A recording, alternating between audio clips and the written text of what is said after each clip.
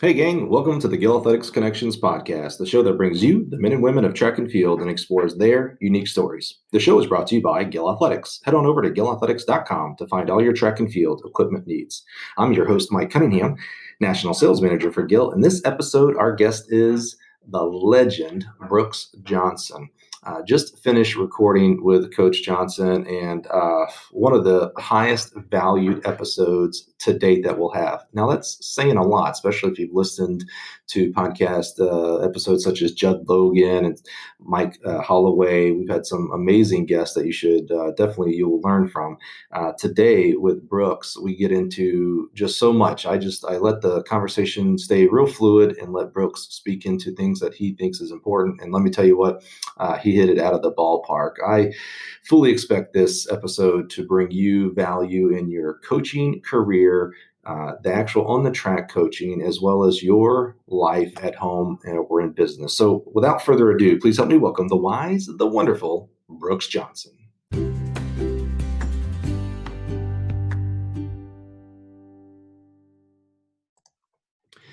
You know, when I first started the Gill Athletics Connections podcast, interviews and episodes like today are really what I had in mind, being able to connect coaches around the world with others that they might not necessarily have the ability to connect with. And today I should start a legend series because I have one of the real legends here. If you don't know today's guest, you're going to get to know him today, and you'll be better for it. So without further ado, I just want to say thank you so much, Brooks Johnson, for joining us today. Brooks, how are you? Super. Where are you at these days? I know you're on East Coast time. Are you anywhere where it's nice and sunny? I'm in Orlando, Florida, and I think it's going to get sunny before the day's over.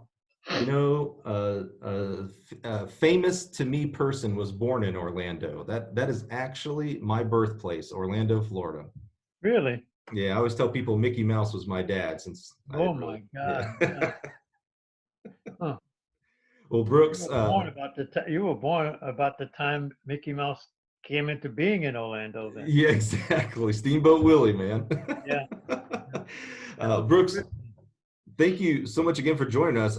Really excited to explore your story and really get into as well your philosophy and the art of coaching. Why don't we get in our Wayback Machine here, and let's start with how you got into track and field and then how you got into coaching. Where might we start? Well, it started at Plymouth High School in Plymouth, Massachusetts. And I had a guy that I more or less idolized, a guy named Johnny Andrews. And he was a four-sport guy in our high school. It wasn't a big high school, so you could do that. And in order to get my fourth sport in, I had to do track and field. Oh, really? What were the other three? Baseball, basketball, football. Wow. And so you wanted to be like Johnny, so you picked up track just to be like this guy. He must have been a star if you wanted to emulate him. Yeah. Totally ego. I think a lot of us have gotten ourselves into trouble with that. Luckily, this sounds like it got us into something good. So when you joined track, what events did you gravitate towards? The shortest. And that was particularly the case after I ran my first 400 and fell out 20 yards from the finish line. Brooks, I know you as this real tough guy, and I'm hearing you didn't want to, or you couldn't finish your first 400. I didn't finish it, but I was ultimately the state champion in that event. No, that's awesome. Yeah. Well, that's my attitude. I love that. Yes, I love that. I'm sure we're going to hear that attitude throughout today's episode. I love that. So you were able to parlay track and field into college. You went to Tufts University, I believe. Is that the jumbo? Yes. And were you just a track and field athlete there, or did you do multiple sports? I played football, I think, 1 year, and did track for 4 years there. And again, did you stay towards the shorter events? Well, yeah, because at a small school, I could drop down from the 400 and do the sprints, get more races in and score more points for the team. So the coach was cool with that. I was cool with that, so I didn't have to throw up after the 400. Now, tell me about this coach. Did you have the same coach through 4 years at Tufts, and what kind of Yeah, impact might he have had? he was a magnificent guy and a fantastic coach. Had gone to Georgetown, but like a lot of other guys who knew the answers before you could pose the question, I didn't get as much out of his experience and expertise as I should have. Mm. In other words, in retrospect, I really realized how good he was, and I could have gotten a lot more had I bought into that.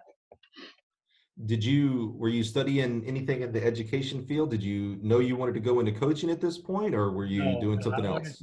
I wanted to go into big time business. I was my major was English and political science. It's called government then, but political science now. So you were going to go into more business type, Yes, not coaching. Track was just, this is what I do for college. yes. And what kind of athlete were you? Did you ever make any teams or make it to NCAA finals or anything? Uh, we were a small college. Yeah, I hit the pinnacle of what we thought was the pinnacle, particularly indoors, running at the Milrose games, which is Oh highly, yeah. very invitational, then running and the team at the Penn Relays. So, yeah, um, in my own mind, I was pretty damn good. I saw a quote somewhere. You said your career was filled with more lowlights than highlights, I think, if I'm saying it right. Without a doubt. I like the humility. With that government major, you did end up, I don't know if it was right after or talk to me through, you actually went and got your law degree. You got your No, I JD. did not. I went to law school at the University of Chicago and got drafted out of law school because I was such a pain in the ass. You got drafted. Yeah, I got the, yeah. Oh, so yeah, that's a curveball for your idea of what you thought your career might be. Well, you got to remember, we're talking about the 50s now. Mm. And I wanted to be a corporate lawyer. And I was going to one of the better law schools in the country. And one of the guys that was in my study group, dad was a big time lawyer for, I think it's Continental Bank, one of the largest banks in law firms and banks in Chicago. And I remember that a lot of the classmates were getting these like intern jobs in the summer and stuff like that, and I wasn't getting one.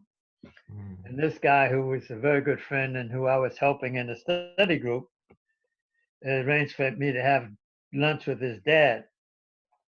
And we were sitting in the Palmer House, which is a very nice restaurant and stuff like that. Anyhow, I'm sitting there having lunch, and he just basically put it on the line that whereas he, as an individual lawyer, would have no qualms with me working in their law firm, but they just did not have blacks working in corporate law. You could get pimps, prostitutes, and pushers out of jail, but you couldn't push commercial paper for a law firm. What did that do for your motivation to go into corporate law? Did you double down and say even more so I want to do this, or did I that just sway doubled you? down. I doubled down and started raising hell. Okay. And that's what got me drafted. Oh, okay. I got That it was now. how they got you out of circulation in those days. That's how they Oh, neutralized. interesting. Yeah, you said this was in the 50s. I mean, we're talking 70 years ago. That is a long time ago. Definitely, some parts different than what we have today, but unfortunately, Not in other really. parts, Not yeah. really. If people like to think that, but it's very similar, and Mm. it takes something like Milwaukee or Louisville to make people realize that we haven't made that much progress. That the racism and stuff like that is still prevalent. Yeah, I think unfortunately, you're right. We're seeing that we are reminded of that, what goes on now that we see it on the news and it's happening in our communities today. Speaking of the protests and things that are going on, a lot of that is centered around DC. How did you get from Chicago through the draft over to DC to coach. You started coaching at a high school. When I came out of the Army, I worked uh, and got a job in Washington, D.C., working for the Governmental Affairs Institute. What we did was we planned trips, tours of VIPs from foreign countries to show off America. And I did that at the Governmental Affairs Institute in Washington, D.C. And I got tired of being nice to foreigners. Mm.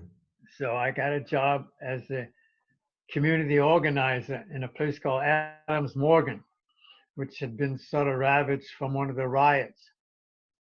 And I would take a bunch of big black women downtown and sit in the guy's office until he did what we wanted them to do. But what would happen was is that each time we did it, I'd lose 2 or 3 women because they couldn't take time off from work. Mm. So I said, there's got to be a better way to get these things done. St. Albans schools was sitting up there, and I went to the school and said to the headmaster, look, you guys are sitting right in the middle of what we call Chocolate City, and you're supposed to be a church school.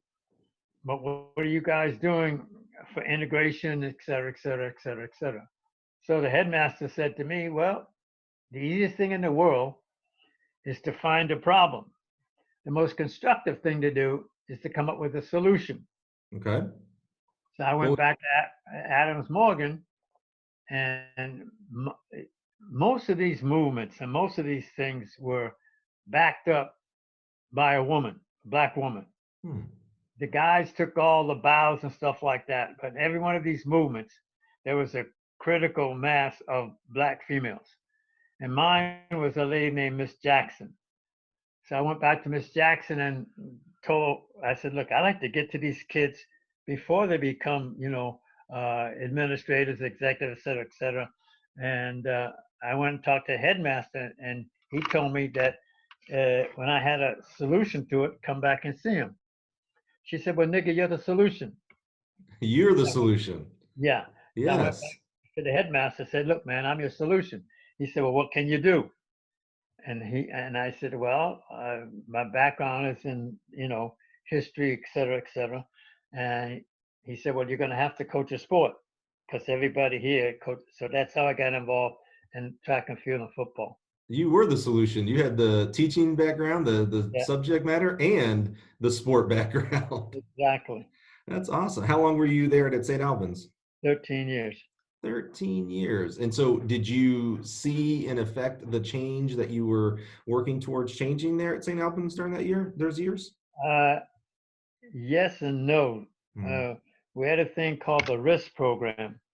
When I went there, there was only 2 black kids in the whole school. And I told the headmaster, look, Ken and Martin, this is a Christian school in this city. They're deserving, underserved kids who are just as worthy as people we have here. And in Washington, D.C., we should have a program to bring these kids in. So he let me set up the program, and we brought kids in to go to St. Albans that come from the underserved community. So you were able to increase the minority population? Substantially. Nice. And this is St. Albans, tell us about this school, because this is a real private, richy school, correct? Yeah. Al Gore was there. His father was a senior senator from Tennessee. Teddy Kennedy was there. Oh. Billy Mondale was there when his daddy was vice president. It goes on and on and on and on. Oh, yeah. So, yeah, it was sort of the creme de la creme. It's one of the better private schools in the country. And you mentioned Al Gore.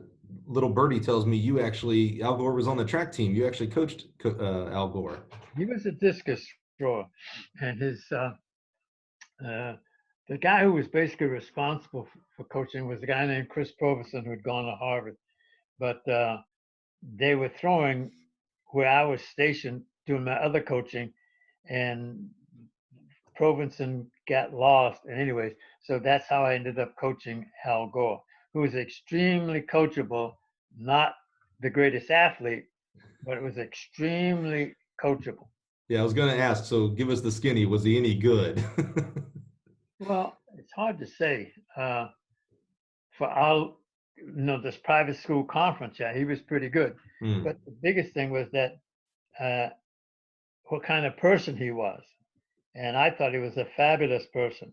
Okay. Al Gore was brought up to be president of the United States. His mother groomed him. Everything he did was towards that end, going to Harvard, all that stuff. So, Really? yeah, he was groomed to be president of the United States and, in one respect, made it. Did you, when you were working with him and maybe some of the other, guys that went on to, I'm going to do quote unquote success, uh, like with Al Gore, did you see it like as you were working with him? You're like, oh yeah, this guy, if he doesn't become president, he's going to be he's going to run Congress, or he's going to be the owner of IBM or something like that. Did you see like greatness in them the way they were going through school, or did you just think this is just Oh, another had kid? that. You could see the traits. He Hmm. was what we call a senior prefect, which is a very competitive, it's like president of the school. Oh, And so, in a very competitive field of very talented people, he emerged like number one in that area. So you knew damn well that this guy was destined to do some important stuff. right, But there was a lot of people like that at that school. As right. you say, this was probably the highest distillation of second generation power you could find in the country. You're talking, when you say that, you're talking The kids, like the kids school that I of have, presidents David Albert, and he was yeah. there. All those kinds of people went to school there. Huh. And you were there for 13 years. What Yeah, made you move on, and where'd you go? inflated ego. We're starting to notice a theme there. Well, yeah, truth be told. So where did your inflated ego? Those are your words. I want to make sure I don't get in trouble here. Hey, the truth will out. I went What's to the it? University of Florida as an assistant coach. Jimmy Carnes had the Florida track club and he had the University of Florida track team. And he invited me down to be an assistant coach. And in 72, there were 12 people I had in Munich. And so, 12 athletes? yes, Holy cow. not all Okay. Americans, but yes, that's what I Right. had. But so my ego got totally inflated, and I wanted to see if I could uh, coach against these guys who were supposed to be so damn good at the collegiate level. So that was one of the things that motivated me to do that. How'd that turn out? I don't know. You tell me. I don't know. How did you, when you got to Florida, now you're a collegiate assistant coach, although you've, with that many athletes at Munich, that kind of level of coaching. Did it meet your expectations of being a SEC coach, or was it just Yeah, we another won the coach? SEC for the first time. Yes. Oh, really? So obviously your coaching and mentorship of athletes translated to the collegiate scene. Yes. Is there much? I mean, you said you had 10 plus athletes at Munich. Does that level of coaching automatically translate on the collegiate level, or there are still some nuances? There might be a trickle down effect, but there's not much trickle up. Meaning, if you are If you successful are in good at college, the international level, you can probably coach successfully at the collegiate level. However, if you're successful at the collegiate level, there's no guarantee that you're going to get Olympic medals. The guy with the most NCAA trophies never coached an Olympic finalist. what's missing? What's the extra ingredient that takes it on the international level? Well, part of it is what you're paid to do. As a Hmm. collegiate coach, you're not paid to put people on the Olympic team. You're paid to win the conference and the NCAAs. So the emphasis is quite a bit different. That makes sense. And at Florida, so you win the first SEC title. That's amazing. I did not know that. That's awesome. You then decide to go completely to the West Coast. You go to Stanford as the head coach. How was the transition from assistant to head? It wasn't a lot difference because I always thought I was head coach anyway.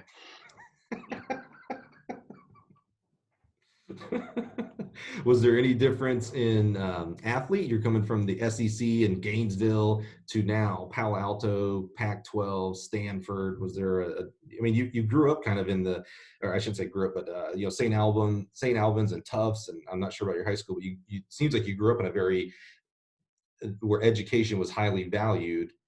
I'm not saying that's not the case at the University of Florida, but definitely at Stanford, it's a ramp up. Was there a difference there, or was it more kind of back to your roots of education? Well, there is a difference, but it wasn't because the kids at Stanford were smarter than the kids at Florida. It was just the emphasis was different. At Florida, depending on the game, football weekend would start on Wednesday night. At Stanford, it would start on Saturday night. And the other thing was that one of the problems with coaching is that there are different cultures, and you have to adapt to the culture rather than coming in with a set pattern of how things need and going to get done and try to get the culture to conform to that. At Florida, the verbal articulation was very important. So I could talk to people and get the job done. When I went to Stanford, the things of value, the ideas of data that they thought was valuable came from a printed page. So I Mhm. had to type up the workouts. So you had two different cultures. Not that there were some who were smarter than the other. It was just the emphasis and how the culture, develop. What's the culture like, and what do these people? What do these people value? At Florida, I could watch kids warm up and determine what we're going to do for that day. Couldn't do that at Stanford because they wanted a printed page, the workouts laid out to them in an orderly fashion, because that's how, for 12 years or more, that's how they got what they thought was valuable information. Now, that's extremely important, Brooks. We've been talking a lot on the podcast with different coaches about that word you said there, culture. Can you help us understand, how did you learn that? Not culture. How did you learn that difference of Florida? You could be verbal. At Stanford, you had to be more written. Did it come up in the interview process? Did it come up on the first day of practice? How did it become aware to you that, oh, I need to write things down for these kids? Well, since we moved to Massachusetts from Florida, I basically have always existed in two cultures: black Mm. culture and white culture, mainstream culture, subculture. So it was not that big a deal to realize that there's more than one culture and you better damn well adapt to each one. So it was the experience through up to that point in your life where you were able to, when you got onto Stanford's campus and maybe the first time you met with a team, it was kind of instinctual to you that, oh, okay, this is different. I need to adapt to this style. But you got to remember at St. Albans, I had the same kind of kids at St. Albans. Right. Well, that's where the experience came from, right? I mean, experience has to happen through experiences. Yeah. So the St. Albans, yeah. But again, you're experiencing two cultures. And so the question is, are you conversant in both or not? And in order to be successful, you have to be. Well, what would you say to a coach? Some coaches, I believe, would say, well, I drive the culture. So when I come to a team, I start changing that culture around what I have learned. How do you, because you're saying you need to be more, what I'm hearing is you need to be more fluid, not just foot down, this is the way I do it, no matter what. You need to, I think you said the word conform to that Animals that culture. don't adapt become extinct.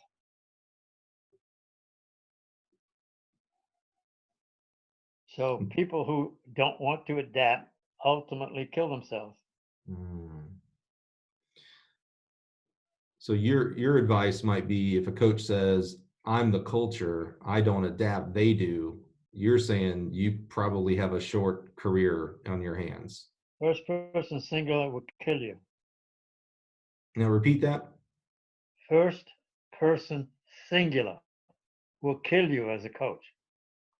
Explain that. I want to hear that more. I, First person. me. It's Okay. my way or the highway. That I-centered philosophy. Exactly. It's not about you.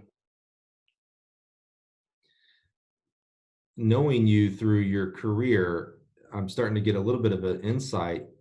You've always been, to me, as you know, I coached for a little over around 10 years on the college level before I came to Gill. You've always been this, amazing coach. You've worked with a lot of people. You've made a lot of people better, but you have always kind of been in that background. And I think I'm starting to understand, maybe was that maybe on purpose, because it wasn't about you, it was about the athletes. Exactly. That's good Look, insight. let me say, the loneliest time in the world is when you're in the call room before the World Championships or the Olympic finals. Coach is not there. Mm. At that point, the athlete has to stand totally and completely alone. You're outside somewhere.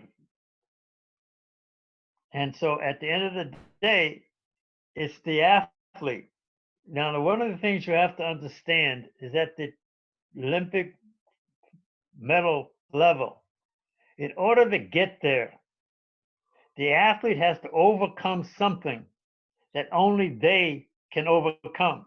A lot of them don't. But for example, there's a whole bunch of talented people out there who have a lot of opportunities, but there's some sort of piece that's missing. I mean, I've had people on every Olympic team that I've coached since 1968. The one thing they've all had in common was they all had a screw loose. They all had a psychotic or neurotic need that this particular activity had a tendency to address. If they didn't overcome that area, they were going to stagnate or stop. So at the end of the day, the things that make these athletes great is something that they overcome, and you can't make them do it. So it's their event, not yours. So no coach should take credit for an athlete's success at that level because they've had to overcome something internally or mentally that only they can overcome. So we're starting to transition into coaching philosophy and art. Talk to me about that particular part right there. So what would you say is the role of the coach then to help get over that, so that obsessiveness, that neuroticism culminates in a positive experience, whether it's a medal or success after track and field? The first thing I think you need to do and should do is get over first person Mm. singular possessive. That is my athlete. That is the first Mm. mistake coaches make, Well, I hear that a lot, Brooks. but it's not your athlete. Mm. That means if you're talking that way, it means you're living vicariously through the athlete. And it's not their career, it's your career that you're concerned about. And your career should be secondary or tertiary, as opposed to what the athlete is trying to accomplish. So how do you guide them in a secondary, tertiary role? What, again, it's kind of that behind the scenes I'm hearing. So what is your philosophy as it relates to that in coaching kids to get on the medal stand? I try to say and demonstrate to them if you can overcome this shortcoming that's holding you back, then the world is your oyster. The world record is eminently doable. But the thing that's holding you back is something only you can overcome. Mhm. So my coaching of getting you fit is not worth a damn unless you do what you have to do in order to overcome this area of insecurity. Mm.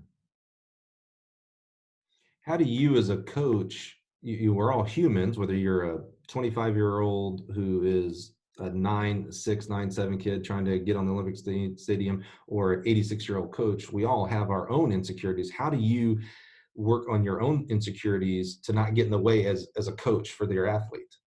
Don't lie to yourself. Mm. Stop playing house. Stop pretending. And what's that mean? Stop playing house. When you're a little kid, you play house. Mm-hmm. It's you try to simulate what you think the real world is, but you're not living in the real world. So some coaches try to simulate what they think the real world is. So they're playing house rather than dealing with the real world.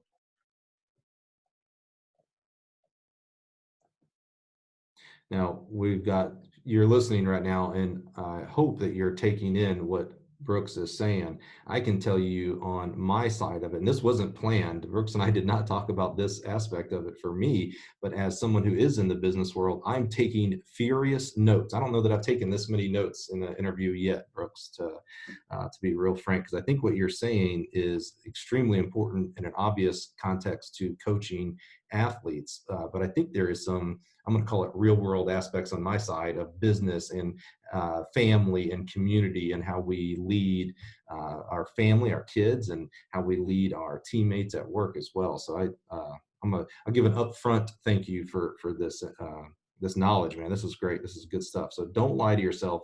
Don't play house. Deal with the real world. You're not trying to draw a picture. You're living in the real world here. Yep, that's it. And so what other aspects do you have to have as a coach to build a program? And really, we're not talking about building a program here. Is that correct? We're dealing more now on a one-on-one athlete. We're dealing with a program of one athlete whose goal is to maybe make the Olympic finals or Olympic medal stand. No, I coach people to break the world record. Okay. Now that's a whole different ballgame, because there ain't many people that can do that, right? That's because a lot of people can't overcome this glitch. Because look, what's the definition of the world record? It's what maybe one person, maximum two people do now that everybody does later. Oh, that's an important aspect you added there at the end. We don't like to think about that part, right? Yeah. So your job is to do what Lenin did in Russia, telescope time down. Your job is to get a kid to do today what everybody's going to be doing 10 years from now. And if he does today what they're going to be 10 years from now, they're going to be the world record holder. That's I never thought of it like that. I always think of it as the best person in that event. I guess I do always add today, but some events, some world records just seem so they're never going to go down, right? I mean, like the high jump men's world record. I just saw a video on Facebook this weekend. That's not true. It's categorically not true. And that's what history shows you.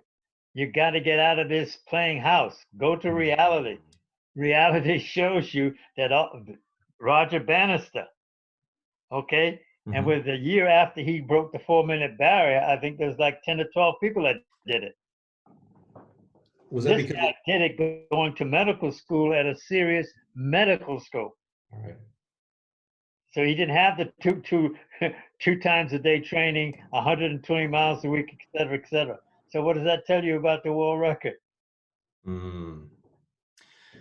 So that's a good example there with Bannister. When he said it, was that like did it help people mentally break that barrier of like, okay, if this guy can do it? Exactly what it did. And look, back in the 60s and 70s, okay, there was no women's high school track and field. Right. And very little collegiate stuff other than Tennessee State and Worcester College. Mm-hmm.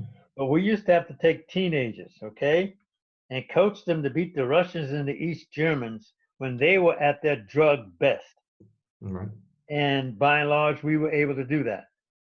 How do we do that? Because we didn't coach these kids to win their conference meet or their division meet or the state meet. We coached them to beat the best in the world. What did they do? That's exactly what they did. They beat some of the best in the world. So our coaching was at that level of expectation and demand. And if you want to make the U.S. team, that's what you had to do. So what I'm hearing is we get in our own box because we're a high school athlete. So we know that we are supposed to, our goal is to win conference and make it to state and win state. Or if we're in college, to win our conference, maybe make it to nationals. You're saying you guys didn't have that box back then, specifically with women's sports, because there were no women high school sports and very little college sports. So the box was the only box that was out there was the Olympics and going to the top of the world. Exactly. And you coach to that, which is what swimming and gymnastics do. Right. That's a good example, because today, if you were to come out and say, hey, I'm going to start working with 14, 15, 16-year-old kids to make it to the Olympics in 2, 3, 4 years, whatever, people would laugh at you. It was like, man, they're in high school. Let them get to I the state wouldn't give meet a damn first. because I had a 14-year-old that made the Olympic team. So it's all about these boxes that we allow ourselves to be put in. Yes, exactly. It's self-imprisonment. So how do we as coaches, whatever level we're at, whether we're a high school coach, a college coach, how do we break that box to look at the next level? Or as you said, you're, as a college coach, you're not paid to put people in the stands. Do you just be the most successful coach inside your box that you can and let others who aren't encumbered by whether it's a collegiate system or high school system take them to the next level? Well, that was one of the problems with me at Stanford. I was paid to coach to win the Pac-10 and take people to the NCAAs. I was coaching to put people on the Olympic team and on the podium. So I was defrauding Stanford because what they were paying me to do, I friggin' wasn't doing it. Mm. Did you have a internal conscience struggle with that, moral struggle, or was it just that's the situation you're in? It's a good question. I don't think it got to the point where I felt conflicted morally Mm. because coaching for the Olympic team in the Olympic finals also made the kids better. I reverted to what I was doing in the 60s and 70s, coaching people to go to the absolute highest height. Hmm. So, I want to take a step back here. What's interesting to me, Brooks, is you're 86 years, I'm going to just say years old. Some people want to maybe PC and say years young, but you're 86 years old. You have done, well, maybe it's not fair for me to say this. I want to say you've done everything in the sport of track and field. What I'm super impressed with is the amount of dialed in you are with track and field at this age. Plenty of people, you're 86 years old, no one would fault you for retiring. You're in Orlando, one of the greatest retirement places there are, right?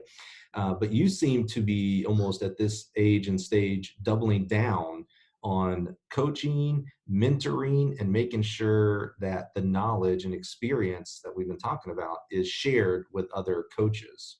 Is this a conscious decision, or is this just the part where we don't have track meets, so you're bored and you just want to get on Coaches Collab and Facebook and all these Zoom meetings? That's interesting. At one point, it was pretty much unconscious because I was so interested in going up the food chain myself. I really didn't give a damn about other people, other coaches. But then I had a coach, Jimmy Carnes, at Florida, who really extended a hand at a time when Florida was, anyways, in the 60s, 70s rather, extended a hand. And I realized there was much more to this than going out there and trying to beat everybody's head in. There's a bigger picture. Exactly. And a more rewarding picture, by the way. And so now you're, well, I say now, but this has obviously been going on for a while. Now you're on that side of, more on that side of things. So you're still coaching, obviously, but you're more on that side of things as far as giving to others to enrich the sport, enrich the profession of coaching. Yeah. Let me give you an example. Please.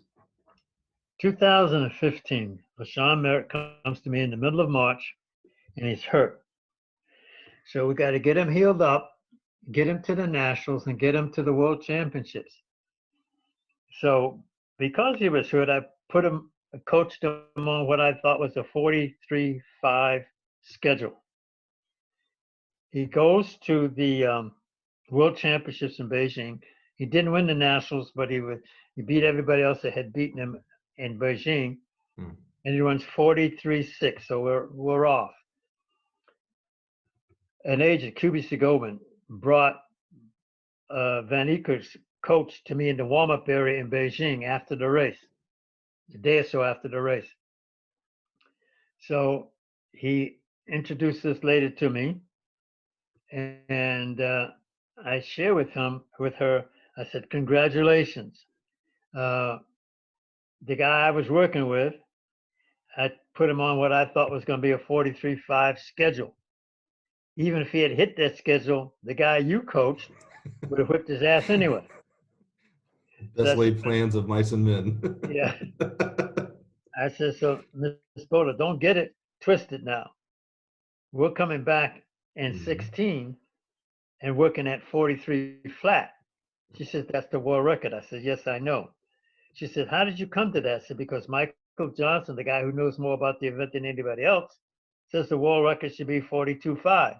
So I'm giving myself some wiggle room. She says, how are you going to do that? She says, we got to get the athletes ready early in the season so they can go and run at least 20.5 with some degree of comfort. Then later we got to get them to 31 seconds in the 300 and work on 12 seconds for the last 100.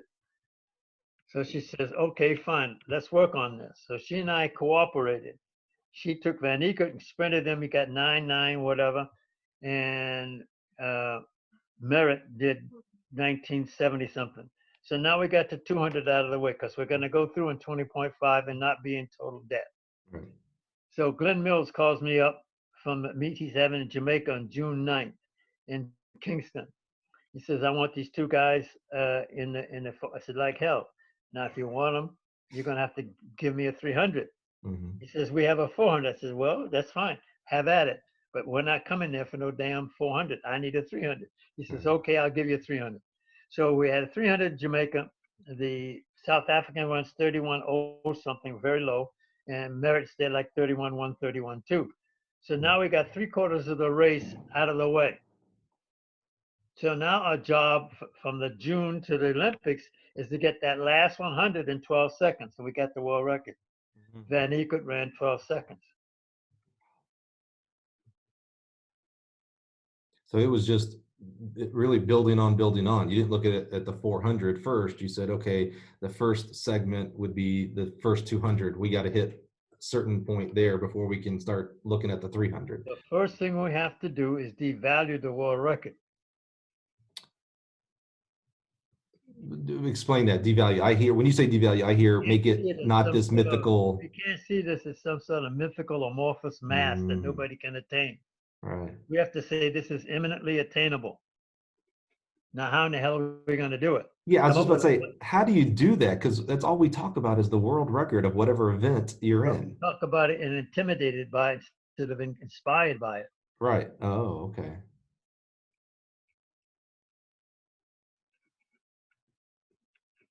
There's only one world record that I know of that I have qualms about ever being broken, and that's Michael Carter's throw in high school in a shot put 83 feet.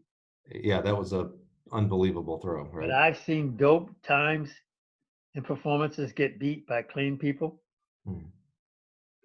So I don't worry about drugs so much because all drugs do is to show you where clean people can ultimately go. Again, that's your way of, maybe I say it's your way, maybe it needs to be my way as well, but that's your way of not mysticizing, I'm not sure I'm saying that word correctly, that time or that event, the world record. It's like, hey man, that's great. It's we can do that as well. Yeah, exactly. And as I said before, as time goes on, less talented people who are less trained will surpass the current world record. That's what's so interesting. I'm going to put a little challenge, Brooks, because I mentioned that high jump, that men's high jump, which has been around forever, it seems, at this point. You at this point, you don't believe that Yeah, or I'm sorry, let me flip the other way. You believe that men's high jump record, the men's 100 record, I mean, these amazing records, they will be beaten at some point in time. Of course. I remember when 7 feet is the equivalent to what 8 feet is now. I watched John Thomas jump 7 feet at the Milrose Games in New York City at Madison Square Garden. And that was considered the achievement of all achievements. See, you've got time on me. You've been exactly, that's a great example you just gave there. You've been where the barrier was 7 feet and that was the mythical God only height, and now we're a foot past that. Exactly. You So have guys that can't carry his jock strap jumping that. right. But much like the 100, when it was, the world record was 9.8, 9.7, if you ran 10 flat, you were, maybe top 10 in the world. And now that we've had that barrier broken and now we're in the 9.5 range, well, now more people are running 9.7, 9.6, 9.8 low, etc. I coached Steve Williams when he ran 9.9 for the world record. Mm-hmm. In the state of Florida, in the last 5-7 years, we've had 5 guys run faster than that. High school kids. So we've been talking about the mental side of breaking these records, of humanizing not only the person who owns the record, but also the time or distance itself. Is it all mental in that regards, or are there physical things that are happening today, whether it's track surfaces, the shoes, better knowledge of coaches? What significance is that into breaking world records? Not much. So you think a high percentage is mental? Well, I think you have to get a person fit. Of course, yeah. Fit. But the biggest thing, as I said before, is you have to have closure. And the athlete has to close that gap. And if the athlete closes that gap, you can get it done. Look, Van Eekert ran 12 seconds for the last 100. I think he took 41 strides. Do you know how many strides Bolt took fresh in 100? Mm-hmm. 41. Oh, hold on. Let's make sure we said that. Yeah, I haven't coached in 15 plus years, so I want to make sure I heard this right. In the last 100 of Van Kirk's world record, he ran 12 seconds and did 41 strides. Right. When Usain ran 58, 54? Fresh. He 41 strides. 41 strides. Now, how is that possible in relation to the time and distance and same amount of strides? Well, because you just asked the wrong question. It obviously was possible because that's what the hell he did. You got me there. I met my match here. You're reverting. Yes. I am. I caught right when you said that. I was like, oh man, I met my match. You got me. Gotcha. You didn't know this was going to be a coaching session for me as well here, Brooks.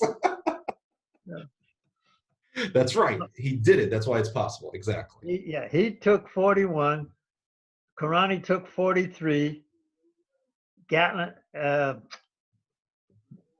Merritt took 45. There's no way in hell they're going to beat him taking 10, 20% more strides in the critical zone. Right. Now, you said that term right there, and I used to work for, I think, someone you know pretty well. My boss, when I was at Mississippi State, was Al Schmidt. Yes. And so critical zone training, we use that term a lot, and how we were training whether it was our half milers like Tiffany McWilliams down to our 100-meter kids. Talk to me about critical zone training and what that means and how someone might learn more about that. Okay. Wilbur Ross, Hurdler's Bible. Awesome. I love that book. Yep. Okay. He coined the term critical zone. For me, it means that the critical zone is where the race is absolutely or determined. The outcome is determined. And there are 3 critical zones. Normally, the critical zone in the race itself is who owns the last 25% of it. Mm-hmm. Then you have to see what's the critical zone in terms of physical, in terms of training. What is the critical zone in terms of the mental? And that's the most critical area of all. But the critical zone in most races is who dominates the last 25% ends up dominating or winning the race. For example, in Rio, Matt Centrowitz, won for the first time in America and won the 1500 since God knows when. He ran 50.6 for his last 400. That was the critical zone. Mm. It went out such a slow time that it no longer depended on who was the fittest. It was who was the fastest and who could dominate the critical zone. And because he could run 50.6 and those other guys couldn't, that was the problem. But we go all the way back to 1983 with Steve, what's the guy, Scott, and the other guy at the World Championships. They went through in 51.5 and 51.7. Then you have the guy at the Olympics in 92 running 50 point or 51 flat or whatever. But we've always known, for example, that if you dominate that last 25%, you're going to win the race. For example, the 5,000 meters in Helsinki, Nano and Salazar ran 2 minutes for the last 2 laps. The guy that won it ran 154. Mm. Now, if you go back and you look at the times in the 10,000 meters and the 5,000 meters, it always comes down to those last 2 laps being 152 to 154. All the other laps are pretty much pedestrian for those people. So it comes to, and Alberto coached those guys to dominate the critical zone. Go back and look at all those races with Rupp and Mo. Mm-hmm. The time that they were running, the race pace was pedestrian. They won the race in the critical zone, which is the last 2 laps. So the critical zone is a certain segment of each race. Does it also pertain to field events? So jumps and yes. Okay. Yes. So a certain segment, and you mentioned 3 critical zones. I just learned something there. I thought it was all a training component. So you said there's 3 critical zones: training, mental, and the competition, which you're defining as the last 25%. Yeah. You're saying that if maybe it goes back to what you were given of those 400-meter examples. If you can't run 20 point, did you say 20.5, I think it was, or 20.1 in the 200, you can't run 43 in the quarter. Yes and no. Last Thursday, we were talking with Clyde Hart, and he claims 21.1, but Michael Johnson was trained like a 800-meter runner. He already had some speed. So you had to get him strong enough so after 21, he's got so much in reserve, he can start to sprint almost all over again. Most of us don't train 400-meter runners like 800-meter runners, and as a result, you have to have more speed. Right.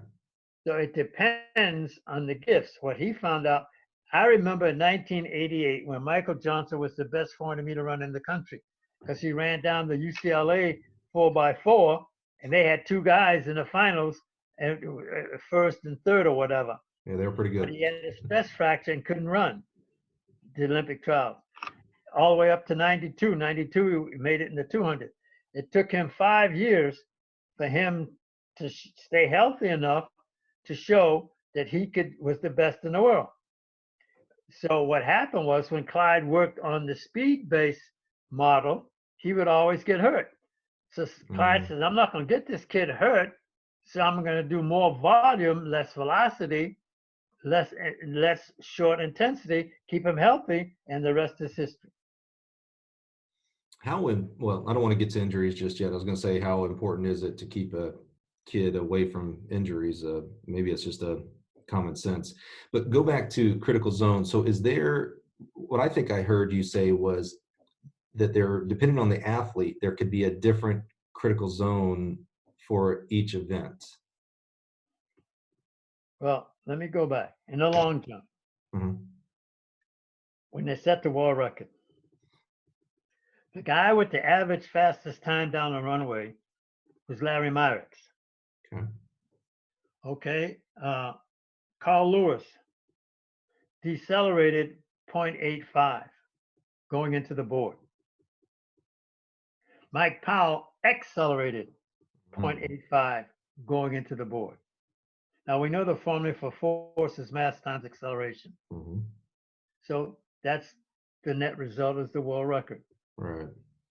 Powell wasn't necessarily the best athlete. He certainly wasn't the fastest. But in the critical zone, he maximized the science. Accelerating at the board, not decelerating. Because you're trying to exert the greatest amount of productive force. What's Right. the formula for force? It's mass times acceleration. Right.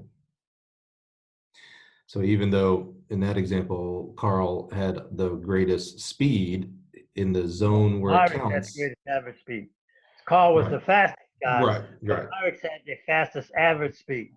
Good point. Yeah. Good point. And then, but in that critical zone, Carl was doing a negative acceleration. There you go. Got it.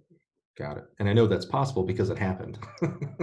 There you go. Exactly. So, how would a coach who is maybe this is the first time they're hearing critical zone training? I don't even want to call it a theory because it's been proven over and over. Maybe that's what a theory is. But where would they learn what the critical zones are for each of the events that they might work with? Is this just something I can Google and find, or how do we find this? Well, I think it's different strokes for different folks. I mean, mentally, which is maybe the most critical area, that's an individual problem between you and the person. Strategically, if the race is going to be run in the last 25% of the race, strategically that tells you where the critical zone is. Mm. Physically, you have to train the athlete so when they get to that point, they feel confident and go. That So it's brings a up three-dimensional thing. That brings up a good point, Brooks. High school coaches have their athletes for a maximum of 4 years, collegiate coaches, roughly 4 to 5 years maximally. You work sometimes with athletes over just a year, like you talked about with, Merit. yeah, LaShawn coming in, and you got just months really to get them available. How do you quickly learn the athletes and the style that you need and what you need to work on overcoming the barrier to break? Body language does not lie. Mm. See, when I was at Florida, I could read the kids' body language and ad hoc it and give them the practice right there on the spot. Stanford, I could read the body language, but they wanted to stay as close as they could to the damn program. Right. Which one did you enjoy more? It was much more of a challenge at Stanford, but it was a lot more fun at Florida. What a great answer. I thought you would say Florida, just because I don't know why. This is what I thought. But that your first response was it was more challenging, and that seemed to be a positive for you. Like you like to be in that challenge. A guy, Jeff Atkinson, who I coached, and he made the Olympic team and made the finals in '88 when Americans weren't doing that. He told me I coached like a jazz musician, thinking he was insulting me. It was the biggest compliment he could have paid me.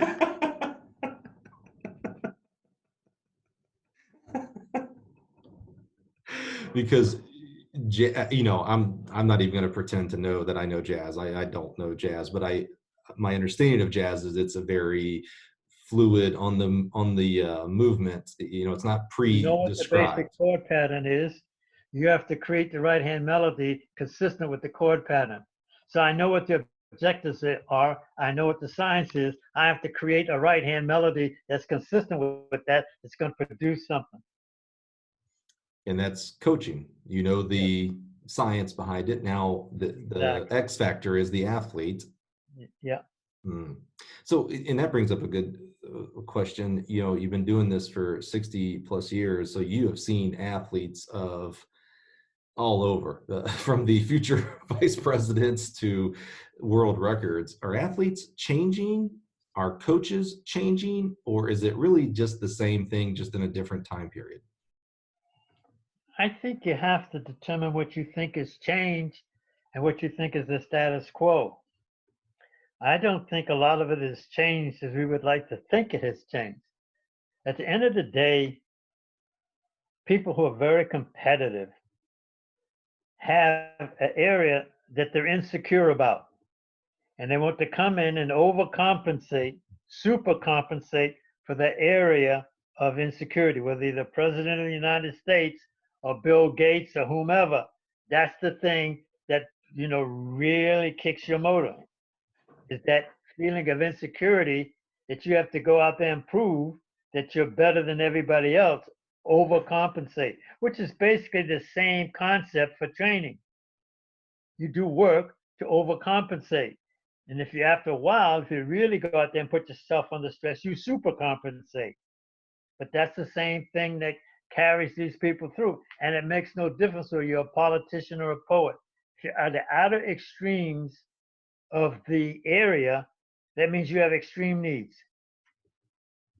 that you're trying to overcompensate for.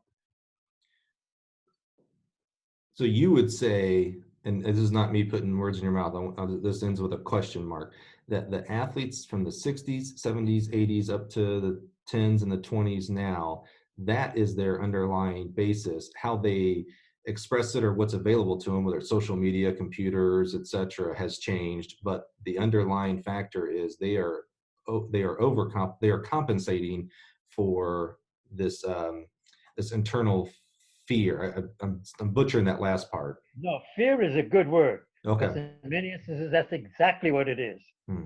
In some manifestation, it's fear. And they have to overcome it. As I said before, whether you're talking about the president of the United States or a poet, it's the same. If you're going to go to the extremes of performance, of human performance, you have to have extreme needs. Where does we'd mentioned the word art with this, and it's interesting when I hear the way you talked about coaching at Florida, I hear and see and feel art, depending on their body language, the weather of the day, what you're trying to get accomplished, that drove the workout. Where at Stanford, that seemed more clinical. I'm going to use the term. You had to prescribe the workout in advance and go through it because that was their expectation. Well, you can do it musically. At Florida, there was probably more jazz. At Stanford, there was more classical. But within classical, you have cadenzas where you can go in and improvise.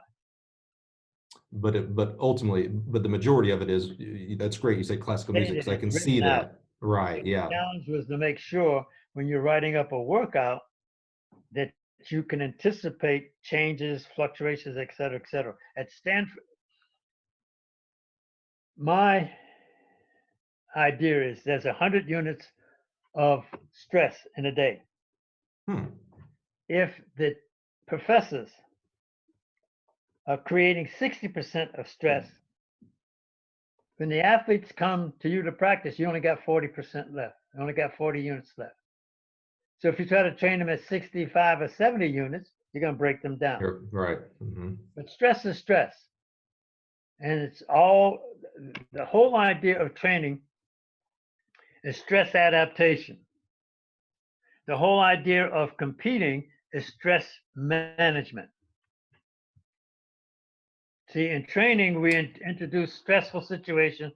The body overcompensates and adjusts to it.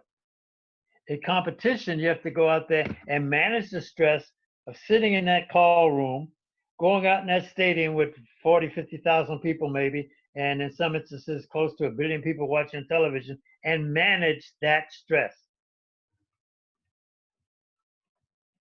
How do you simulate that? I mean, there's things you can do in practice to simulate the overspeed training, things like that. How do you simulate the stress? What you just said there is daunting, in the call room by yourself, alone, no one there can help you, mom, dad, coach, no one, thousands of people in the stands, 1 billion people watching. I'm not sure I know very many more stressful situations for an athlete. How do you simulate that to have them as prepared as possible when they get into that situation? You go right back to what we talked about before. It ain't about you. Well, having the athletes become independent of you. Most coaches, a lot of coaches, want athletes to be dependent upon them. My job is to liberate, emancipate, get you so that you can function by your damn self. But a lot of coaches are so enamored with having people dependent upon them and masturbating their ego to the point where you don't get to that point. So the job is not to recreate the stress, you as a coach to recreate the stress, to have them prepared for everything. Your job is to create, I'm going to use the different language here, an adult who can make their own decisions and manage their own stresses when the time comes. That's exactly it. And one of the ways we do it in practice is to change up the practice all of a sudden. Mm. Put them in a stress situation that they didn't anticipate. And now, goddamn it, you got to do it. Now, this, So this is interesting. We talk with coaches about what they do in the 100. We've talked to coaches about what they do for culture in the weight room. We've talked to coaches about how they move through the coaching ranks. This is something I haven't heard talked about very much, is this role of, instead of really thinking about your job is to make them the fastest 100-meter runner, your job is, and you got to do those things like you talked about with the fitness levels and the critical zone, but your job is to um, liberate them. I think I'm using your language there, liberate them to where they can make their own decisions in the moment. exactly. That is a Because no matter what, fundamental change in how you think about coaching. sorry, That is a fundamental change in how most people think about coaching track and field. what do you mean? I don't think most coaches would, I think most coaches, when they hear that, would agree. I don't think most coaches necessarily think about their profession in that relationship. They think of it more as, my job is to put that person, to do everything in practice to make sure that person is ready when they hit the line. Well, first of all, you have to start with it ain't about you. Once you get that firmly implanted and you believe and subscribe to it, then the rest of it sort of evolves with the arithmetic of the culture of the race or whatever. But you have to get over the fact that it ain't about you. You have to get out of this first person singular syndrome. Mm-hmm. I'm And not it's the hard because the minute you start having success, everybody's acting towards you like you're something special. And for right. that time and space, you may be special, but tomorrow you may be whatever, dog crap. Yeah, we definitely live in a society, specifically around athletics. If you coach at Stanford, you know more, and I'm doing big time air quotes over this, everybody. If you are a coach at Stanford, the bulk of the coaching profession thinks you know more than the coach who is coaching at, I'm going to use my alma mater, Troy University, only because the title after your name says Stanford instead of Troy now. Well, there are certain prejudices, but whether it's Troy or Stanford is not the issue. It has to do with you individually. Mm-hmm. There are people that I'm sure coach at a place like Stanford or a place like Florida who haven't adapted or understand the culture and don't get the results that they should get. Sure. Yeah.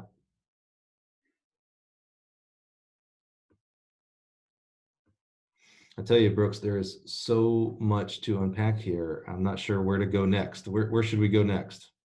Well, let's talk about track and field. Okay. Every event in track and field has the exact same problem. Every event in track and field has the exact same problem. It's not the world record, I've learned today. That's not the problem in each event. No, the problem is that every event in track and field has is this: to get the center of gravity of an object from one point in time and space to another point in time and space in the least elapsed time. Mm-hmm. Now, in '04, I had the two top, first and second in the Olympic trials for America in the discus. But in '08, gentlemen in the 110-meter hurdles. Mm-hmm. There is no basic difference in terms of what my challenge is or what the problem is. With Ian and Jared Rome, the whole idea was to make sure that the center of mass of that discus was at its highest velocity at the point of release. That's the critical zone of discus. Yes. Okay. But now the other thing, the companion to that is HAV, height, angle, velocity. Right. So if Powell didn't have the right angle at takeoff, he wouldn't have the world record. If he didn't have the right height at takeoff, he may not have had the world record. But he did have the V, which is the most critical component. So in that example of the discus throwers and then 4 years later, the hurdler, you're saying that it was the same problems, just in a different one had an implement and to go far, and the other one had hurdles to go over. Because you have to take the center of gravity and move it from point A to point B in the least elapsed time. The formula for the discus is mass times acceleration. So if you got the maximum amount of velocity at release, you're going to get the maximum amount of acceleration and the maximum amount of force in through the center of gravity of the discus. Now all of a sudden you have to be concerned about angle and height at release.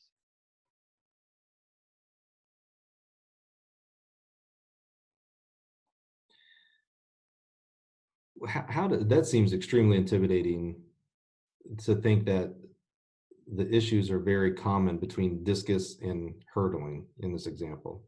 It's the same thing between discus and the marathon. Like that, I mean, you say that, Brooks. You're at a different level, I think, for certainly of me. How can that be? What it sounds like is, if you understand this, then you can coach any event. That's it. That's it. So you're not a sprints coach. No. You're a track and field coach. Exactly. And going back to what we talked about with athletes. Wait. Okay, yeah, go. Let's go back. Okay. If an athlete, male athlete, runs 30 minutes for the 10,000 meters, and he can reduce his time on the track by 1,000th of a second, he'd be the world record holder. You're talking about ground contact time? Yes. Yes. Mm-hmm. If you can reduce the ground contact time and apply the prerequisite amount of force for the 5,000 plus strides you take, you would be 5 minutes faster. You'd go from 30 seconds to 25 seconds in a world record holder. Now, let's go back to the 100 meters. We saw the IAAF studies. For 41 strides, Gatlin can get it done in 9.54. 41 strides, Bolt 9.58. So that means for 41 strides, Gatlin is faster than Bolt, right? Right. Yeah, right. Yeah. The difference is that Bolt is at the finish line and Gatlin has another stride and a half left. Now, the 100-meter dash, not the 41 stride dash. Yeah, but go back. Remember what I just said about the 10,000 meters, right? Yeah, the ground contact time, 0.001. Let's go back to the Gatlin. Obviously, we talk about speed in terms of stride length and stride rate, right? Of course, yep. So it's probable that Gatlin has greater stride rate than Bolt, right? Right, yep. And Bolt probably has greater stride length, right? Yep. Mm-hmm.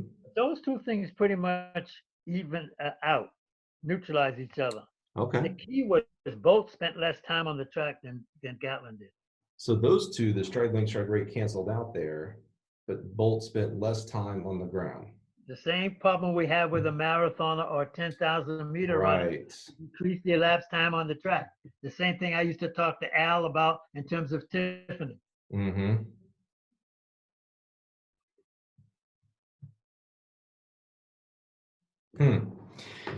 What I was going to say about when I said that you're not a sprint coach, you're a track and field coach, I thought about when we talked about people putting themselves in boxes, whether it's, I'm a high school coach, I'm a college coach, etc. It makes it sound like as coaches, maybe we do that to ourselves as well. It's like, I'm a sprints coach. I can't coach the discus. That's so foreign. That's so different. I can't coach the 10K. That's so different. I'm a 100-meter guy. That's all I know. Is that a box that we put ourselves as coaches mentally that are, Yeah. and if so, is that stopping us from being a better 100-meter coach if we don't learn the rest of the events? Look, we have the wrong people on an average coaching distances. If you say that you want a guy to run 50 flat in debt, who's best equipped in terms of experience and expertise to get a person to do that? The so-called distance coach or the so-called sprint coach? Right, the quarter mile coach, right? There you go. Mm. Now, see what happened is Alberto Salazar went to Dan Paff, John Smith, and myself. At his own expense, he brought the Gauchos down here for a week and a couple other people for a week to train to work on their mechanics. So we could get them to spend less time on the track. And he did it at his own expense. Hmm. And when he had them up in altitude in Switzerland, he would have them finish, do the regular workout and come back and do 4 times 400 as close to, for the guys, as close to 53 or 54 as they could at altitude. See, the thing is, what's the genius of Alberto Salazar was that the way he coached was diametrically opposed from the way he ran and trained. Mm. He realized that his career was shortened by at least 5 years because he had such bad mechanics and as a result got injured. So he realized that if he was going to perpetuate the career of the athletes, 2 things had to happen. They had to become more efficient and they had to become faster. The faster they were, the easier the race pace was. The more the race pace is in your comfort zone, the less stress. The more speed you have at the end of the race, the more success you're going to have. So he put those 2 things together. And obviously success came from that. That's for sure. I'm going to say the proof is in the pudding. Yeah. So how do we, what would you say to coaches who are, they're distance coaches, Brooks, they're throws coaches. They're not, they don't consider themselves track and field coaches. Maybe it's because of an intimidation factor of the other events. What do you say to help coaches break out of that box so that we can improve the overall sport of track and field and the performances even more? They're intellectually lazy.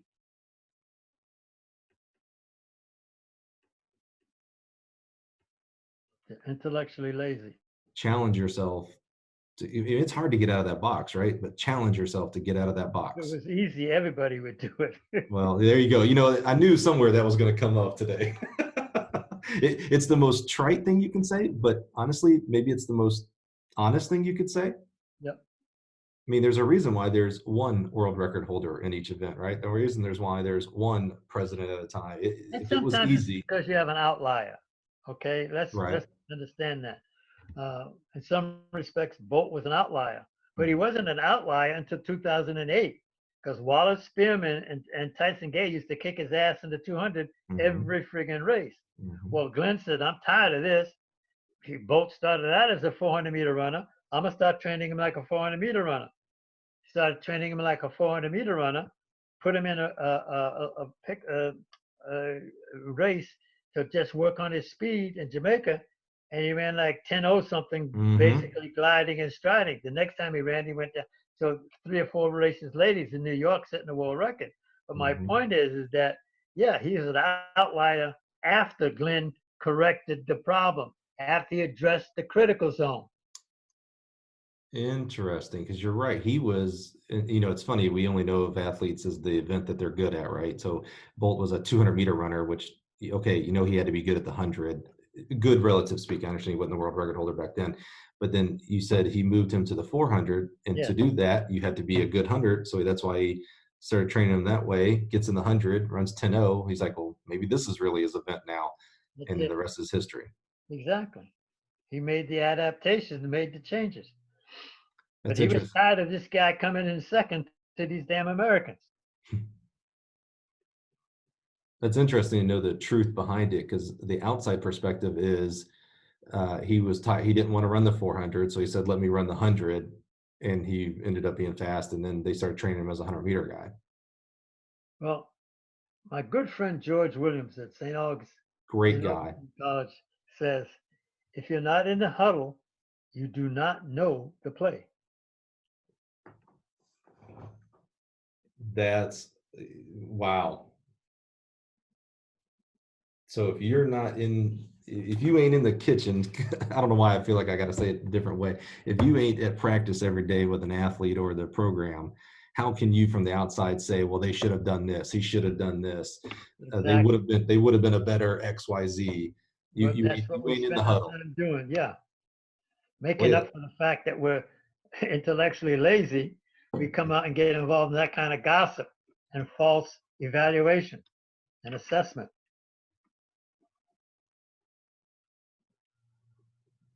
I hope you have you're still listening. If you started this episode with Brooks, I hope you're still here, because while there is information and value throughout this episode, it just continues to get better. We're adding cherries on top of cherries on top of the ice cream cone here. Well, let me tell you something, Mike. Yes. I don't worry about that anymore. And I was high performance chair at USA Track and Field from like 2000. You don't worry about And what anymore. Let's make sure we're I was the pinpointing. chair of the high performance division of USA Track and Field. Right. Our job was to increase the medal count. Right. And from the 800 meters up, we weren't expected to do anything. Yeah. I wanted to change that. So I had 48 so-called distance coaches come to the MGM Grand for 2 days. Mm-hmm. Now, Saeed Awida was the principal presenter. Saeed Awida 1 year had the fastest time at 800 and the fastest time at 10,000 meters. Okay? Like a Mary Decker span. Yeah. Yeah. Okay, so he sat there with a PowerPoint and everything else and talked to these guys for 2 days about how he was able to do what he was doing. And of the 48 guys, 45, 46 were bored stiff. They couldn't wait for the thing to end and go to the tables, okay, and lose their damn money. But, Right. and I told them, I said, look, guys, I really don't give a damn if the most of you don't pay attention. Because I see 2 or 3 guys in here taking notes and that light bulb going off in their head. Mm-hmm. Those are the 2 or 3 guys I'm interested in. The rest of you guys can go to hell. Mm-hmm. Because you ain't going to change. If you ain't going to change, you ain't going to beat nobody of Right. consequence. I said, but those 2 or 3 guys in here who are really absorbing what this guy is saying and trust what he's saying, they're going to change this sport in this country. And so the whole idea is, I don't care if the majority of people buy or don't buy. It's that small critical mass that you have to have. Is that what we're doing today with these Zoom calls, like through the Coaches Collab? And then you mentioned the call that was just, I think it was last week, Clyde and you and Glenn, and I'm missing someone. Was it John? John Smith. Yeah. Is that what we're doing today? So we had that great panel there. I had to assume there had to be 100 at least people in there, 200. maybe 200, maybe 200 on the call, yeah. maybe 3 got it. They actually, Exactly. yeah, okay. And that's what we need to advance. Exactly. Mm-hmm. We ain't going for the masses. Mm-hmm. Now, if we get them, it's an unanticipated plus. Right. But we don't need them. But with 100 people, you're going to get 2 or 3 who the light bulb is going to go off, and that's all you want. It's kind of like critical zone for coaches education. We have to have 100 to get 3. If we don't have 100, we don't get 3. If we get 3, we get 1, maybe, you know. Mike, I can remember when 7 coaches in this country, 3 of which were John Smith, Bobby Kersey, and Clyde Hart, produced 90% of the medals. So my job was to get the 7 up to 14. Mhm. Now it's to get the 19 up to 30, 35, and it will be totally prohibitive.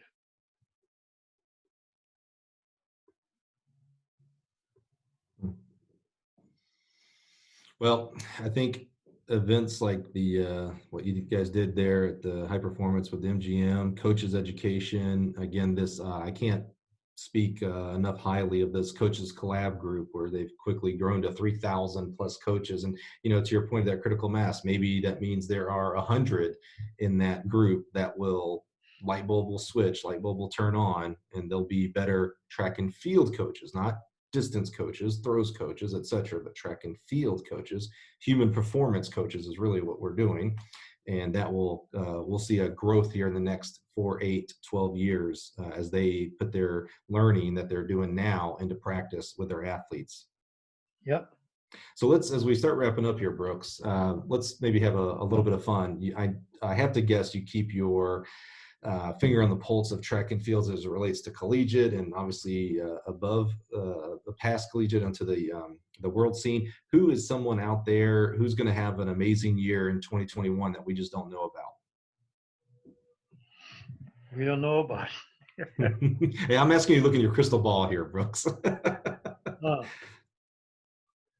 Not at all sure. Mm-hmm. I told Mark Wetmore that the girl he had in the steeplechase was going to be outstanding or whatnot. And Mark, he's not impressed.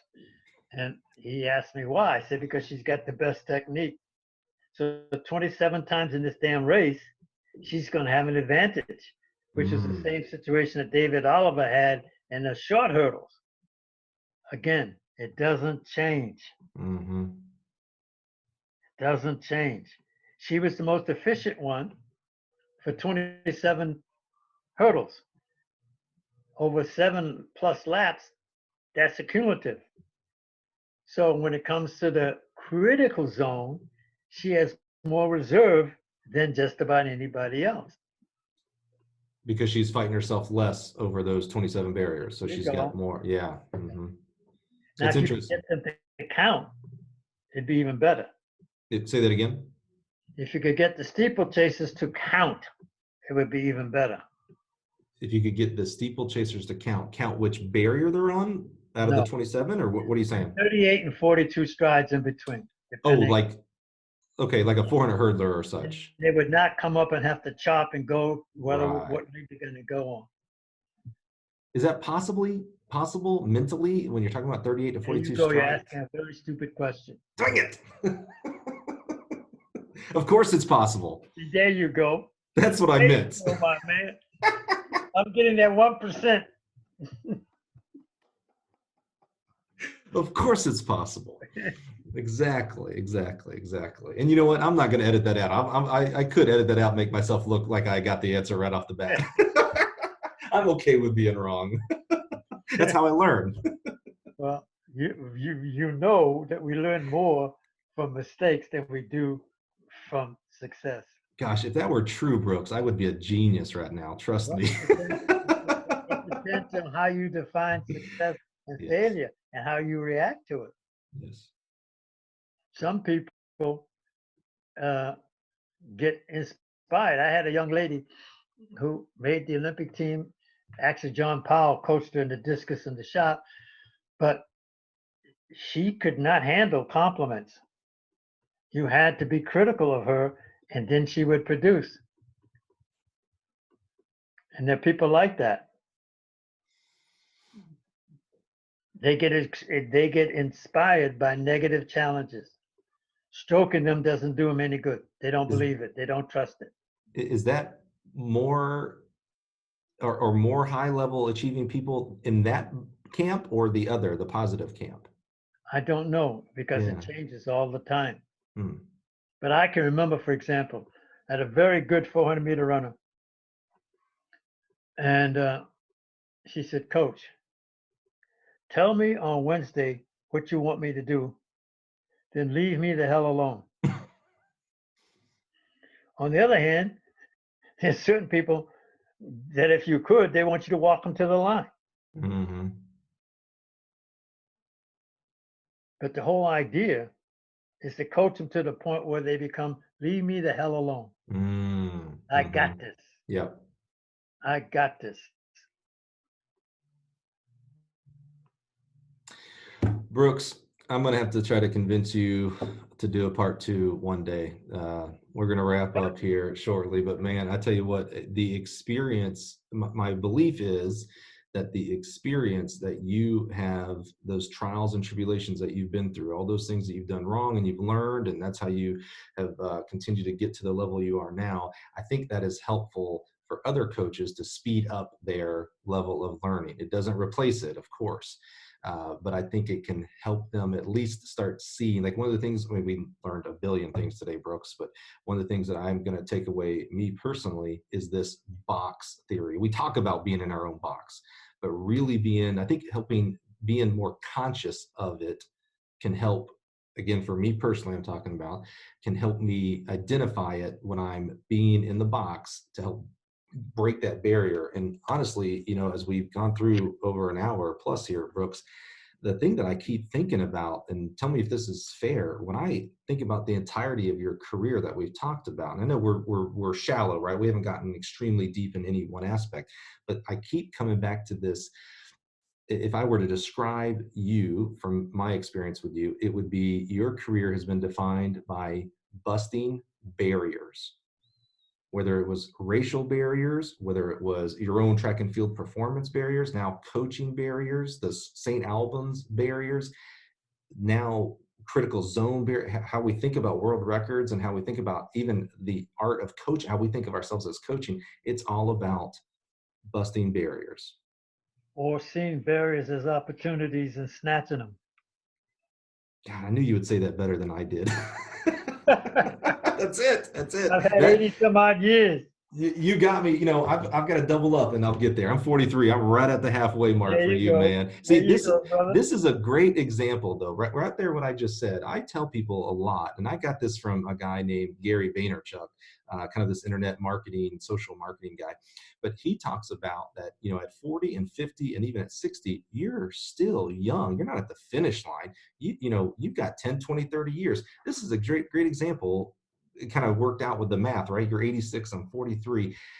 You're 86 and I'm half your age. I'm 43 and I still have so much to learn. I'm just getting started. Conversations like this is what's going to help me to become a better teammate to my team here at Gill and to coaches that we serve.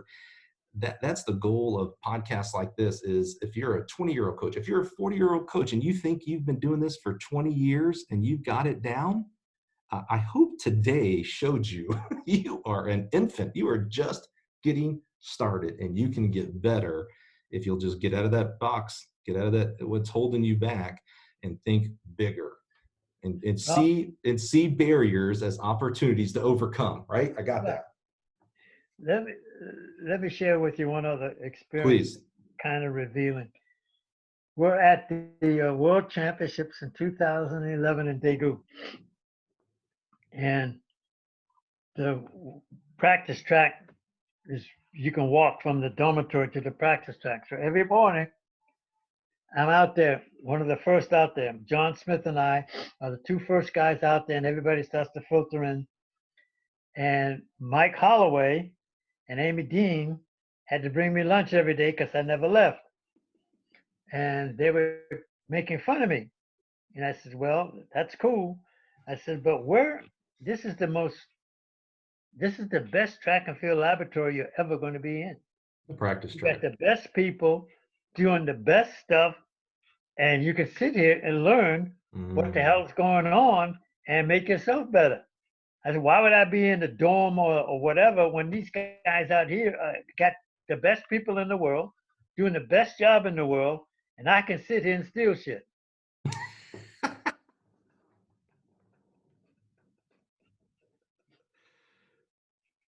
What year was this again? Every day. What year was that again?